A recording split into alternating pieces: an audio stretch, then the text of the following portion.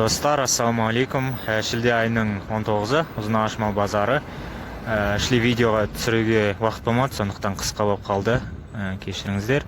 Соңында бір қойды сойдым. Салмағын бәрін көресіздер. Давайте соңына дейін көріңіздер.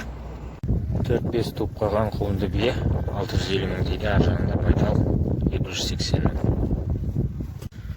Семіз байланған тай 420 мың теңге дейді. Артынан шетінен көрсетіп жіберейін, қандай жарқырап тұр ғой денесі. Асау екен, камаздан құлап қалған.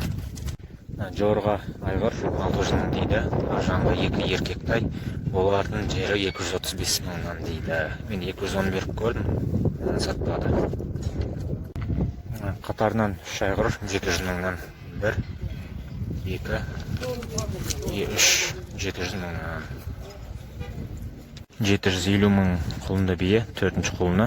Азанда 600 мың берді, бірақ сатылмады. Августте, тамызда туатын буаз биелер 540 мыңнан. 540. Мал өте аз түсті бүгін, мал базарға өткен көбісі білмеді. Келесі апта 4 күн істейді екен, осы аманат мал базар. Натай 250 дейді, бір аяғы ақсақ.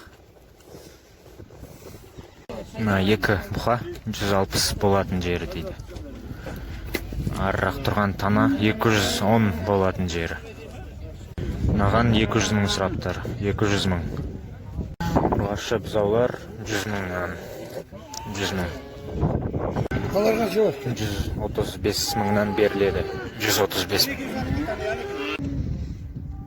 Екі бұқа 300 мыңнан. 300 мың. Бұқа 270, қара сиыр 370. 270, 370. Таналар 260 мыңнан. 260.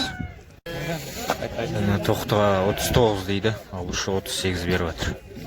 Сектер 50 мыңнан. 50 мың. Қозы 29-ға болады дейді. Меринос қозылар 22 мыңнан. 22.